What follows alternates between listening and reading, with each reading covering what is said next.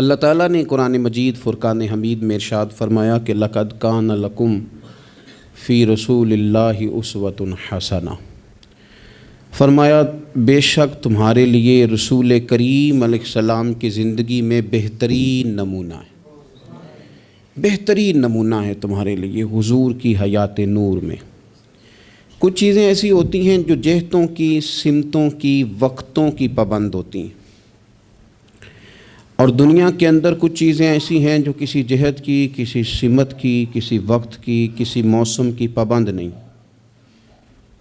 ان میں سے دنیاوی لحاظ سے بھی کچھ چیزیں آپ کو میسر آئیں گی، لیکن کائنات میں جو چیز سب سے زیادہ عالمگیر ہے، سب سے زیادہ وسعت رکھنے والی ہے، سب سے زیادہ طاقت رکھنے والی ہے، وہ چیز ہے رسول اللہ کی سیرت مبارکہ۔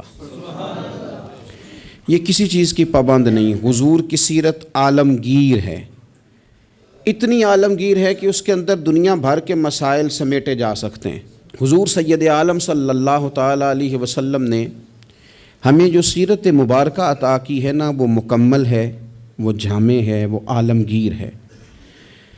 وہ کسی ایک ہستی کے یا ایک بڑی شخصیت کے اقوال نہیں ہیں، بلکہ جو حضور کی سیرت مبارکہ ہے نا، وہ امام الانبیاء کی سیرت مبارکہ ہے۔ تمام انبیاء کرام کے جو کمالات ہیں اللہ تعالیٰ نے نبی کریم علیہ السلام کے اندر جمع فرما دیے۔ حضور کی سیرت اس کی جامع ہے، اور اس کی جامع کیفیت میں وہ سیرت ہمارے پاس پوری طرح محفوظ ہے۔ حضرت عیسیٰ علیہ السلام اللہ کے بڑے عزتوں، شانوں، بلندیوں والے پیغمبر ہیں، پر انہوں نے تو نکاح ہی نہیں فرمایا۔ تو جو آدمی چاہے گا کہ میں نے شادی کرنی ہے اور مجھے سیرت چاہیے، تو وہ کہاں سے لے گا؟ جناب عیسیٰ علیہ السلام نے تو نکاح نہیں فرمایا۔ حضرت عیسیٰ علیہ السلام کی حیات مبارکہ میں نرمی ہی نرمی ہے، درگزر ہی درگزر ہے۔ اور ایک حیات مبارکہ ہے حضرت موسیٰ کلیم اللہ کی، جس میں جلال ہی جلال ہے، جس میں جلال ہی جلال ہے۔ اس چیز کو بھی بعض لوگ سمجھنا چاہیے کہ ہر جہت کی خوبصورتی کی، ہر پھول کی اپنی اپنی خوشبو ہوتی ہے، اور سارے پھول ملیں تو پھر گلدستہ بنتا ہے۔ تو اس لیے حضرت موسیٰ علیہ السلام کی حیات مبارکہ میں جلال ہی جلال ہے، لیکن رسول کریم صلی اللہ علیہ وسلم کی حیات نور آپ دیکھیں گے تو حضور نے تلوار اٹھائی میدان میں، حالات کچھ اور طرح کے تھے، تو جناب ابو سفیان رضی اللہ تعالیٰ عنہ کہتے میں نے کہا حضور تھوڑا سا پیچھے ہٹا جائے، معاملات کو دیکھا جائے۔ فرمایا نہیں بھائی، میں نبی ہوں، بات یہ بھی سچی ہے، اور میں عبد المطلب کا پوتا ہوں، بات یہ بھی سچی ہے۔ اب پیچھے نہیں ہٹنا، اب آگے چلنا۔ ایک معاملہ یہاں ہے، اور ایک معاملہ مقام حدیبیہ پہ ہے۔ حضور نے خود فرمایا کہ ہم عمرہ کے لیے جا رہے ہیں، لیکن جب وہاں حالات کا رخ کچھ اور دیکھا، اور حضرت عمر جیسے لوگ کھڑے ہو کے کہہ رہے تھے کہ یا رسول اللہ ہم کیوں دب کے صلح کریں، آپ بھی سچے، قرآن بھی سچا، اسلام بھی سچا، تو نبی کریم علیہ السلام نے فرمایا عمر میں اللہ کا رسول ہوں، میں مرضی سے نہیں بولتا، میں وہی کہتا ہوں جس کا میرا رب مجھے حکم ارشاد فرماتا ہے۔ تم اس کو دبی ہوئی صلح نہ سمجھو، تم اسے فتح مبین ہی سمجھو۔ تو پھر وہ فتح مبین کی صورت میں سامنے آئی وہ چیز، اور وہی صلح حدیبیہ جس پر بہت سارے لوگ کلام کر رہے تھے، وہی فتح مکہ کا سبب بن گئی، وہی دروازہ کھلا بعد میں فتح مکہ کا۔ تو نبی پاک علیہ السلام کی سیرت میں آپ کو ہر چیز میسر آئے گی، لیکن کچھ چیزیں زیادہ نمایاں ہیں، ان میں آپ کو زیادہ وضاحت اور زیادہ دلالت میسر آتی ہے۔ ان میں سے آپ دیکھیں حضور علیہ السلام مالک و مختار ہیں اللہ کے خزانوں کے باذن اللہ تعالی۔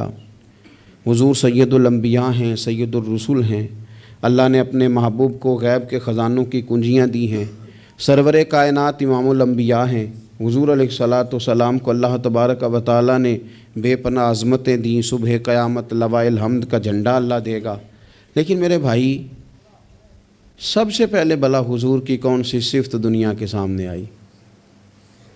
سب سے پہلے جس نام سے لوگوں نے نبی پاک کو جانا وہ کہ حضور کا صادق اور امین ہونا، کہ حضور سچے بڑے ہیں۔ نبی پاک صلی اللہ علیہ وسلم، ان کی زبان نور سے کبھی کوئی کلمہ ایسا جو خلاف واقعہ ہو نکلا حضور سچے ہیں، حضور سچے ہیں، نبی پاک نے جو کہہ دیا سو کہہ دیا، حضور اپنے وعدوں کے پکے ہیں، رسول پاک بات کے یہ سب سے پہلے صادق اور امین ہونا نبی پاک کا، میرے نبی پاک صلی اللہ تعالیٰ علیہ وآلہ وسلم کی صداقت کا، حضور علیہ الصلوۃ والسلام کی زبان کی صفائی کا یہ عالم تھا کہ جب مسلمان نجاشی بادشاہ کے پاس پہنچ گئے، پہلی ہجرت جو ہجرت حبشہ کے نام سے موسوم ہے وہ ہجرت ہوئی، حضور سید عالم صلی اللہ علیہ وسلم کے غلام وہاں پہنچے تو انہوں نے وہاں شکایات بھیجیں، اور جب شکایات وہاں پہنچ گئیں تو نجاشی جو تھا وہ کہتا میں جذباتی فیصلے نہیں کرتا، میں ایسے ہی تم آ گئے ہو، تم نے شکایت کر دیا ہے کہ مسلمانوں فتنہ فساد معاذ اللہ پھیلا کے تمہارے پاس آ گئے، میں پہلے تحقیق کروں گا بات کیا ہے۔ اس نے آن کر کے معلومات کی، کہنے لگا کوئی بندہ تلاش کرو، کوئی عرب کا بڑا آدمی وزادار سردار بندہ یہاں تمہیں نظر آئے تو وہ بندہ ذرا لے کے آؤ، اس سے میں نے کلام کرنا ہے، کوئی وزادار آدمی۔ ابو سفیان ابھی مسلمان نہیں ہوئے تھے، حضور کے چچا وہ ان دنوں حبشہ گئے ہوئے تھے تجارت کی غرض سے، لوگ انہیں پکڑ کے نجاشی کے پاس لے آئے تو نجاشی نے سوالات کیے بہت سارے۔ دو چیزیں ہوتی ہیں، ایک بندہ جب کسی کی حمایت میں ہوتا ہے تو پھر بھی سوچ سمجھ سے عاری ہوتا ہے، کیوں؟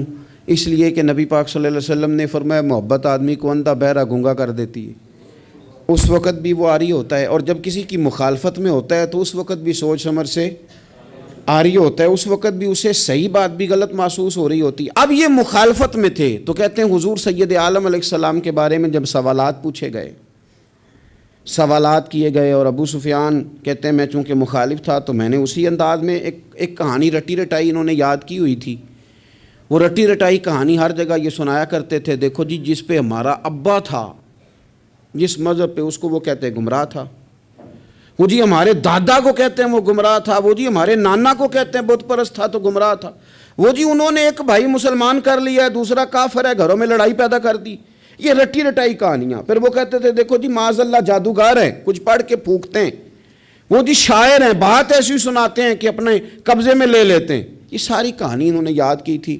ابو سفیان کہتے ہیں میں نے وہاں ساری سنائی۔ اب نجاشی نے بھی سوالات پوچھے، کہنے لگے ان کے ماننے والے امیر ہیں کہ غریب ہیں؟ میں نے کہا ماڑے ماڑے لوگ۔ کہنے لگے نبیوں پر پہلے ایمان ہی غریب لوگ لایا کرتے ہیں۔ کہنے لگے اس نے بڑے سوالات کیے، بڑے میں نے جواب دیے، آخر میں اس نے ایک سوال پوچھا۔ ابو سفیان کہتے ہیں میں باہر سے نہیں گیا تھا، میں چچا تھا، مجھ سے پوچھا، کہنے لگے کیا کبھی اس محبوب نے جھوٹ بھی بولا ہے؟ کیا کبھی جھوٹ بھی بولا ہے؟ کبھی؟ تو ابو سفیان کہتے ہیں کہ ایک منٹ کے لیے، چونکہ مخالف تھا، میرے دل میں خیال آیا کہہ نہ دوں بولا ہے معاذ اللہ، نقل کفر نہ باشد۔ کہتے ہیں پھر میں نے سوچا کہ ایک تو یہ عرب کی وزاداری کے خلاف ہے کہ میں غلط بات کروں، اور دوسرا یہ کہ میں انہیں جادوگر کہوں تو شاید کوئی اس پر سوچے، شاعر کہوں تو شاید کوئی توجہ کرے، پر مدینے والے محبوب نے جھوٹ بولا ہے یہ تو مانے گا ہی کوئی نہیں، یہ کیسے ہو سکتا ہے؟ یہ تو صادق اور امین ہونا تو ان کا آفتاب سے زیادہ روشن، کون اس بات کو تسلیم کرے گا؟ کون مانے گا؟ کوئی نہیں مانے گا۔ اللہ اکبر، کون تسلیم کرے گا؟ ابو سفیان کہتے اس نے پھر پوچھا بتاتے کہ انہیں چپ کیوں کر گئے ہو، کیا کبھی انہوں نے جھوٹ بھی بولا ہے؟ اللہ اکبر۔ تو ابو سفیان کہتے ہیں میں بول پڑا، میں نے کہا کہ وہ میرے بھتیجے ہیں، میں نے انہیں ماں کی گود میں بھی دیکھا، دادا کے کندھوں پہ بھی دیکھا، چچا کے گھر میں بھی دیکھا، ختیجہ کا دولہا بنے بھی دیکھا، میں نے اس حبیب کو جگہ جگہ دیکھا، اور میری آنکھوں کے سامنے ان کی کان پٹیوں پہ مقدس سفید بال آئے، میں نے بڑا کچھ دیکھا، پر میں نے اس حبیب کو کبھی جھوٹ بولتے نہیں دیکھا، کبھی یہ لفظ زبان سے نکلے ہی نہیں، کبھی یہ بات کہی نہیں، کبھی جھوٹ بولا ہی نہیں، سوال ہی نہیں پیدا ہوتا۔ تو کہتے سناٹا چھا گیا میری بات پر مجمع میں۔ نجاشی نے کندھے کے اوپر رومال رکھا، اٹھ دیا۔ میں نے کہا بادشاہ رزلٹ تو ہی ناؤسکار، تو نے سوال پوچھا میں نے جواب دیا، اب جا رہا ہے؟ کہنے لگا رزلٹ کیا دینا ہے، رزلٹ تو نکل آیا ہے، جس نے کبھی بندوں سے جھوٹ نہیں بولا وہ یہ جھوٹ کیوں بولے گا کہ میں اللہ کا رسول بن کے آیا ہوں؟ یہ والا جھوٹ کیوں؟ اسیر دشمن کی چاہ میں بھی، مخالفوں کی نگاہ میں بھی، وہ امی ہے، صادق ہے، معتبر ہے، میرا پیغمبر عظیم تر ہے، میرا پیغمبر عظیم تر ہے، میرا پیغمبر عظیم تر ہے۔ لگے جو مزدور شاہ ایسا، نہ دھن نہ دولت سربراہ ایسا، دیکھو عرش نشیں کا زمیں پہ گھر ہے، میرا پیغمبر عظیم تر ہے۔ عرش نشیں کا زمیں پہ گھر ہے، میرا پیغمبر عظیم تر ہے۔ میرے عزیز، رسول پاک علیہ السلام کا سچا ہونا، دیانتدار ہونا، یعنی مخالف بھی جس بات کو کہے کہ ہاں یہ بات ٹھیک ہے، کہ ان کی زبان سے کبھی بات غلط نہیں نکلی، لیکن دروغ گوئی، جھوٹ، اور دنیا کے سامنے جھوٹ، اور قومی معاملات میں جھوٹ، اور جتنا دل کرے کھل کے جھوٹ، یہ رویے جب قوموں کے ہو جائیں، میرے عزیز، ایک حضور سید عالم صلی اللہ علیہ وسلم کی صداقتیں، اور پھر میں ایک مقام پہ پہلے بھی میں نے عرض کیا تھا، پھر کہتا ہوں، حضور سید عالم صلی اللہ تعالیٰ علیہ وسلم نے فرمایا تھا یہ جو جھوٹ ہوتا ہے یہ شک پیدا کرتا ہے، اور یہ سچ جو ہوتا ہے یہ اطمینان پیدا کرتا ہے۔ آپ زندگی میں تھوڑے وعدے کر لیں، تھوڑی باتیں کر لیں، پر جتنی کریں، میں عوام سے بھی کہتا ہوں، بیوی نہیں اعتبار کر رہی ہوتی، وہ کہتے ہیں تو جھوٹ ہی بڑے بولتا ہے۔ ایک دوست مجھ سے کہنے لگے کہ آپ اماں سے کہہ دیں کہ میں اس دفعہ عمرے پہ ضرور بھیجوں گا، وہ آپ کی بات مان جائے گی۔ میں نے کہا اماں ابا کو راضی کرنے میں 7-8 منٹ لگ جاتے ہیں، پر اماں تو 1.5-2 منٹ میں راضی ہو جاتی، تو آپ کی اماں نہیں راضی ہو رہی۔ کہنے لگے پہلے کئی دفعہ کہہ چکا ہوں نا عمرے پہ بھیجوں گا، تو بھیج نہیں سکا، تو لہٰذا وہ اب کہتی ہے تو جھوٹ بولتا ہے، تو نے کوئی نہیں بھیجنا، تو فراڈ کرتا ہے۔ ہمارے ہاں مسئلہ مال و دولت کا نہیں، عدم اعتماد کا ہے، اور جب عدم اعتماد اس حد تک پہنچ جائے کہ مائیں بھی اعتبار کرنا چھوڑ جائیں، تو وہ قومیں کیا کردار ادا کریں گی، اور کیا وہ سوسائٹی میں خیر تقسیم کریں گی؟ تو سچی بات، نبی پاک علیہ السلام نے فرمایا بندہ جھوٹ بولتا ہے، اور اتنے جھوٹ بولتا ہے کہ وہ رب کی بارگاہ میں جھوٹا لکھ دیا جاتا ہے، اور پھر اس کے لیے جہنم کا فیصلہ ہو جاتا ہے۔ اور کچھ بندے سچ کی کوشش کرتے ہیں، اتنی کوشش کرتے ہیں کہ اللہ کی بارگاہ میں سچے لکھ دیے جاتے ہیں، اللہ کے حضور وہ سچے لکھ دیے جاتے ہیں، اور فرمایا یہ سچ ہی انہیں جنت میں لے جائے گا۔ دوسری بات جو حضور کی سیرت مبارکہ میں ہمیں بہت زیادہ نظر آتی ہے، وہ ہے عہد کی پابندی، وعدوں کی پابندی، جو کہہ لیا سو کہہ لیا۔ جب آپ کوئی عہد کر لیتے ہیں نا، معاہدہ کر لیتے ہیں، پہلے تو اس بات کو اچھی طرح سمجھ لیں کہ حضور نے ایک جملے میں ساری حقیقت بیان کر دی، فرمایا لا دین لمن لا عہد لہ، جو وعدے کا پابند نہیں اس کا کوئی دین ہی نہیں، بات ہی ختم کر دی۔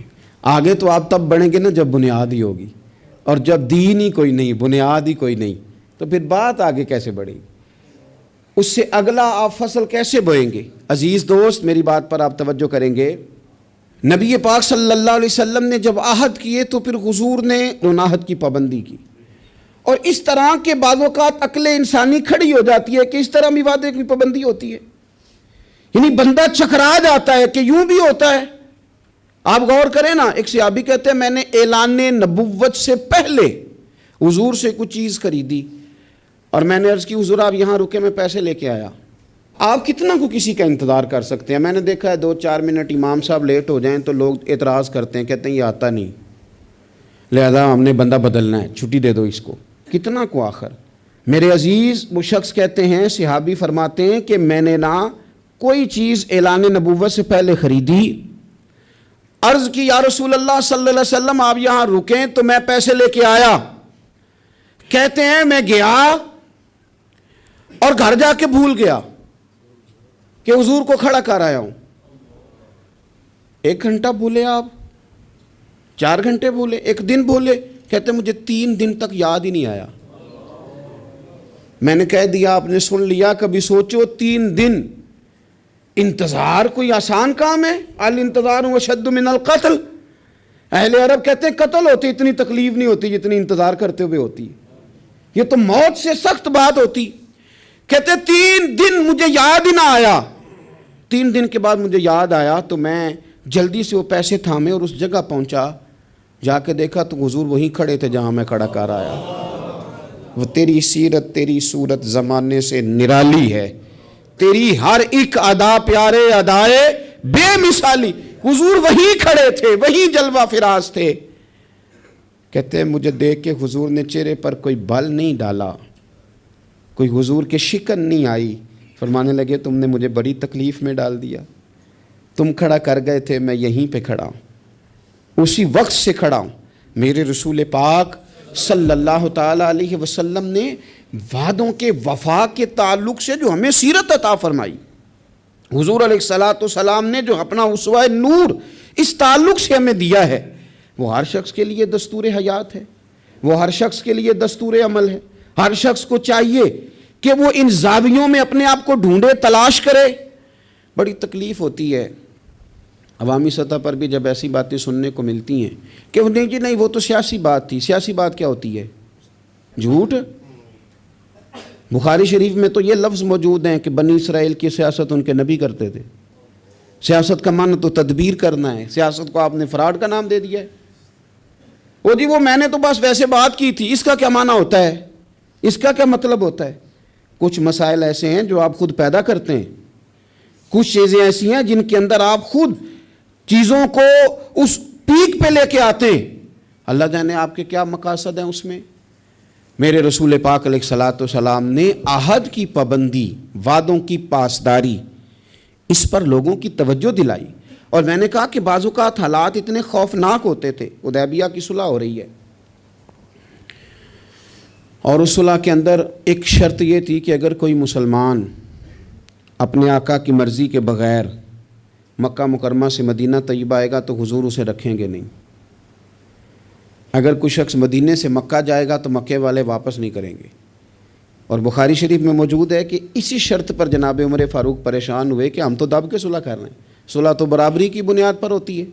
یہ کیا بات ہوئی کہ ہمارا بندہ جائے تو واپس نہ کرے، ان کا ہے تو ہم واپس کریں. لیکن حضور نے فرمایا میں اللہ کا رسول ہوں عمر، میں اللہ کا، جو میں دیکھ رہا ہوں وہ تم سمجھ نہیں رہے، میں رب کا رسول ہوں. اور حضرت عمر کہتے ہیں یہ پہلے میں نے حضور سے بات کی، پھر حضرت ابو بکر سے بات کی، پر قربان جاؤں جو جواب مجھے حضور نے دیا وہی جناب صدیق اکبر نے دیا. کہو عمر وہ اللہ کے رسول ہیں، وہ جو کہتے ہیں حق اور سچ ہی کہتے ہیں. حضرت سیدنا فاروق اعظم اور رضی اللہ تعالیٰ عنہ ارشاد فرمانے لگے کہ اس موقع پر نا ایک اور بھی معمہ ہوا. ایک تو یہ صلح اس انداز میں ہوئی، پھر ایک عجیب مسئلہ ہوا. صحابہ فرماتے ہیں ایک صحابی تھے حضرت ابو جندل رضی اللہ تعالیٰ عنہ، ان کو ان کے والد نے زنجیروں میں باندھا ہوا تھا اور گھر کے اندر قید کیا ہوا تھا کہ آپ جا نہیں سکتے. جب انہیں پتہ چلا نا حضور تو حدیبیہ تک آ گئے تو کسی طریقے سے نا اپنی زنجیریں توڑ کے، اور بعض سیرت نگاروں نے لکھا ہے زنجیروں سمیت، زنجیروں سمیت جب وہ آ رہے تھے تو پاؤں میں زنجیریں پھر پھر کے نا ان کے زخم بن گئے تھے. وہ زنجیروں سمیت آئے حضور کے سامنے کھڑے ہو کہتے ہیں سونیا مجھے چھوڑ کے نہ جانا. میں اکثر دوستوں سے کہتا ہوں پیر صاحب کبھی کہہ دینا مریدوں کو کہ عمرہ کرنے جانا ہے اور بعد میں فراڈ ہو جائے وہاں تو مرید کہتے ہیں لگتا ہے پیر بھی شامل ہے ساتھ. اس نے تو کہا تھا. بہت سارے لوگ کہتے ہیں جی وہ پیر صاحب آپ سے دعا کرائی تھی تو وہ کام نہیں ہوا. تو میں نے کہا دعا کا مطلب کیا ہوتا ہے؟ کوئی پیر معاذ اللہ تعالیٰ خدا کی حکمت کو مجبور کر سکتا ہے؟ جیسے جب چاہے رب جس طرح چاہے ویسے کرے. اللہ کے عاجز بندے ہیں، دعا کرتے ہیں اس امید پر کہ خدا فضل کرے گا. تو اب بڑی جلدی لوگ ڈگمگا جاتے ہیں کہ فلاں جگہ ایسا ہو گیا. حضور سید عالم صلی اللہ علیہ وسلم کی بارگاہ میں عرض کیا یا رسول اللہ صلی اللہ علیہ وسلم، حضور مجھے چھوڑ کے نہ جائیے گا، بڑا مارتا ہے میرا باپ. آپ ذرا کیفیت دیکھیں. حضور نے وعدہ کر لیا ہے کہ ہم لے کے نہیں جائیں گے. وہ آ گئے رو رہے ہیں یا رسول اللہ چھوڑ کے نہ جائیے گا. ان کے والد کھڑے ہو گئے کہنے لگے جی آپ نے وعدہ کیا آپ لے کے نہیں جا سکتے. امتحان دیکھو محبت کا. کوئی ضروری ہے کہ ہر موقع پر شاباشی ملے، ہر وقت مسکرا کے ملا جائے؟ یہاں تو لوگ اس بات پہ بھی ناراض ہو جاتے ہیں کہ مجھے 21 دفعہ ملے ہیں تو 20 دفعہ ہنسے ہیں، 21ویں دفعہ ہنسے نہیں. خیر ہے آج مسکرائے نہیں. ہر بات میں لوگ ایک پہلو تلاش کر لیتے ہیں کمزوری کا. وہ رو رہے ہیں، تڑپ رہے ہیں. اور صحابہ کہتے ہیں ہماری خواہش تھی ان کا درد دیکھ کر کہ حضور حکم کریں تو ہم زنجیریں ساری توڑ دیں. پر میرے رسول نے کیا فرمایا؟ فرمایا ابو جندل تمہیں جانا ہے کیونکہ میں وعدہ کر چکا ہوں. جب کوئی وعدہ کر لے پھر اس سے نتائج کی پرواہ، کیا ہوگا کیسے ہوگا، پھر اس بات کی پرواہ، میں وعدہ کر چکا ہوں لہذا اب تمہیں واپس جانا ہے، اور جب تک میں دوسرا حکم نہ دوں اتنی دیر تک لوٹنا نہ۔ ان کے آنسو پونچھے گئے، وہ واپس گئے۔ کیا کہا تھا درویش نے؟ ایک واری میری آنکھیاں چوں اونا نے اتھرو پونجے سن، ہن تے چسکا پی گیا رونے دا، ہن تے مینوں چسکا ہی پی گیا رونے دا، تے ہر ویلے آہو زاری دا۔ نبی پاک علیہ السلام نے واپس بھیج دیا۔ یہ وقتی طور پر کرب کا مسئلہ تھا، تکلیف کا تھا، لیکن اپنے وعدے کی پاسداری، اپنے وعدے اور معاہدے کی پابندی۔ کوئی بھی آپ کمٹمنٹ کریں، کسی کے ساتھ بھی کریں، کسی بھی لحاظ سے کریں، اور جو لوگ اپنے حساب سے بڑے بنتے ہوں، سربراہان کہلاتے ہوں، ان کے لیے تو زیادہ ضروری نہیں ہو جاتا کہ اگر وہ کوئی کال قرار کرتے ہیں، کوئی بات کرتے ہیں، تو پھر اس کا انہیں پابند بھی ہونا چاہیے۔ تو چیزوں کو اگر حضور کی سیرت نور کی روشنی میں دیکھا جائے تو میرے نبی پاک علیہ السلام نے پھر وعدے کی پابندی کو امت کو دستور بنا کے دیا۔ حضرت حذیفہ بن یمان، حضرت ابو حسیل رضی اللہ تعالیٰ عنہ، یہ دو لوگ کہتے ہیں کہ بدر کی جنگ میں نا ہم حضور کے ساتھ لڑنے کے لیے گھر سے نکلے، رستے میں ابو جہل نے اور کچھ اور لوگوں نے ہمیں روک لیا، کہاں جا رہے ہو؟ ہم نے کہا حضور کی زیارت کے لیے۔ انہوں نے کہا نہیں، تم جنگ کرنے جا رہے ہو، لڑائی کرنے جا رہے ہو، تم لڑو گے۔ ہم نے وہاں وعدہ کر لیا کہ ہم نہ صرف زیارت کریں گے، ہم لڑیں گے نہیں، وعدہ کر لیا۔ جب ہم حضور کی بارگاہ میں پہنچے نا تو عرض کی یا رسول اللہ صلی اللہ تعالیٰ علیہ وسلم، حضور ہم وہاں وعدہ کر رہے ہیں کہ لڑیں گے نہیں، ورنہ وہ آنے نہیں دیتے تھے، ہمیں گرفتار کر لیا تھا انہوں نے، وعدہ کر رہے ہیں کہ لڑیں گے نہیں۔ تو یا رسول اللہ صلی اللہ تعالیٰ علیہ وسلم ہمارے لیے حکم کیا ہے؟ یہ بدر کی لڑائی تھی جس میں ایک ایک آدمی کی ضرورت تھی، 1000 کا مقابلہ 313 کے ساتھ ہے، ایک ایک فرد کی، ایک ایک شخص کی ضرورت ہے۔ تو یا رسول اللہ وعدہ کر رہے ہیں کہ لڑیں گے نہیں، تو حکم کیا ہے؟ تو نبی پاک صلی اللہ تعالی وسلم نے فرمایا چونکہ تم نے وعدہ کیا نہیں لڑو گے تو تم ادھر بیٹھ جاؤ۔ یا رسول اللہ ایک ایک بندے کی ضرورت ہے، فرمایا نہیں، ہمیں رب کی مدد کی ضرورت ہے، اللہ کی نصرت کی ضرورت ہے، وعدہ کر لیا ہے لہذا وعدے پر قائم رہیں گے۔ ایک بات اور سیرت کے عنوان پر آپ کی خدمت میں عرض کرنی ہے، اس پر بھی ضرور توجہ کرنی ہے ہم لوگوں کو، اور خوب ہمیں اس بات کی طرف بھی اپنے معاملات کو لے کر کے جانا ہے۔ میرے عزیز دوست، میرے عزیز بھائی، ہم ہیں رسول کریم کے ماننے والے۔ مجھے ایک بات بتلائیے کہ حضور کی سیرت، حضور کی سنت حضور کے ماننے والے اپنائیں گے یا کوئی اور آ کے اپنائے گا؟ ایک شخص نے دعویٰ کیا کہ یا رسول اللہ میں آپ کا غلام ہوں، تو اب سیرت پر عمل اسی نے کرنا تھا کہ کسی اور نے باہر سے آ کے کرنا تھا؟ ہم اس طرح کر رہے ہیں کہ ہم نہ سیرت نبوی سے، میں بہت سارے دوستوں سے جب کہتا ہوں نا آپ داڑھی شریف حضور کا طریقہ ہے مبارکہ اس کو اپنائیں، تو وہ کئی قسم کے بہانے کرتے ہیں۔ بعض دوست یہ کہتے ہیں کہ میں ابھی نیک نہیں ہوں، تو میں کہتا ہوں اس دنیا میں کون بندہ ہے جس نے یہ دعویٰ کر لیا ہے کہ میں اب اتنا نیک ہوں کہ کبھی گناہ نہیں کروں گا؟ کوئی ہے ایسا انبیاء کے بعد، فرشتوں کے بعد کوئی معصوم ہے امت میں؟ تو انسان کے ساتھ چیزیں رہیں گی، پر آپ آغاز تو کریں سنت شریعت سے، آپ شروع تو کریں۔ ہم نے کس دن سنت شریعت کا سفر کرنا ہے؟ نبی پاک صلی اللہ علیہ وسلم کے ہر فعل میں حکمت، حضور کی ہر بات میں حکمت۔ کیا ایک چھوٹی سی بات ہے مسواک، کوئی بڑی بات ہے؟ لیکن کتنا بڑا دور آ گیا، کتنے لوگ تبدیل ہو گئے اور کتنی چیزیں آئیں اور کتنے سال بیت گئے، لیکن اس ایک حضور کی ادا کی اہمیت ختم، اس کی اہمیت اپنی جگہ پہ اتنی آج بھی قائم ہے کہ بہت بڑی ریسرچ کے بعد جو بڑے لوگ تھے انہوں نے کہنا شروع کر دیا جو پابندی سے مسواک کرے اسے کینسر نہیں ہوتا۔ کیا ایک چیز مسواک ہی ہے، اور میرے نبی پاک کی پسند اتنی زیادہ ہے یہ، یعنی بہت ساری چیزوں کو نا معاذ اللہ تعالیٰ ہم سمجھتے ہیں یہ تو سادی سی بات بتا رہے ہیں مولانا صاحب، یہ تو پیر صاحب نے بڑی سادی سی ایک ہمارے سامنے چیز رکھی ہے، وہ تو کوئی بڑا فلسفہ بیان کرتے تو تب ہماری سمجھ میں آتا تھا۔ تو ایک سادی چیز رکھی، او خدا کے بندے یہ اتنی پیاری ہے کہ حضور فرماتے ہیں اگر امت پر مشکل نہ ہوتا تو میں ہر وضو کے ساتھ مسواک کو ضروری قرار دے دیتا۔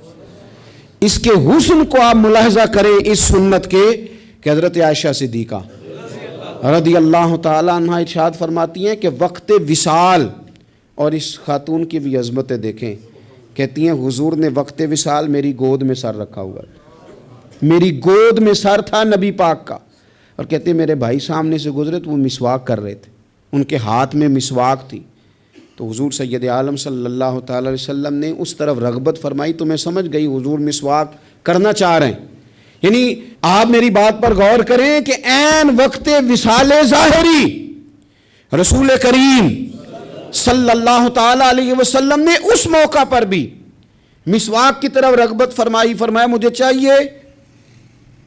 میرے نبی پاک صلی اللہ علیہ وسلم کی پیاری زوجہ کہتی ہیں کریم محبوب کو میں نے مسواک پکڑی ان سے، اور پھر میں نے اپنے دانتوں سے چبائی اور اس کو نرم کر کے حضور کی بارگاہ عالی مرتبت میں پیش کیا۔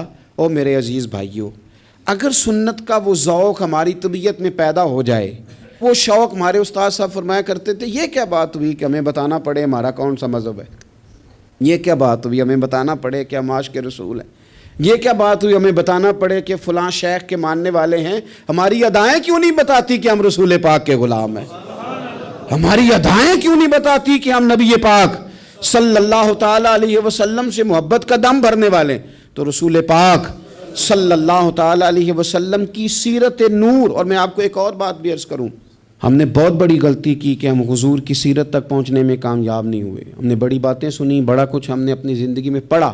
اگر حضور کی سیرت نور کو پڑھنا شروع کریں، ایک ایک پہلو حضور کی مقدس زندگی کا، آپ محسوس کریں گے کہ آپ کی روح پرواز کرنے لگی ہے، آپ محسوس کریں گے کہ خود بخود اندر کے میل دھلنے لگے، آپ نہ پڑھتے پڑھتے ہی محسوس کریں گے کہ کساوتیں ختم ہو رہی ہیں، عداوتیں ختم ہو رہی ہیں، میرے دل کے اندر جو میل کچیل نفس کی شرارت کا تھا وہ دھل رہا ہے۔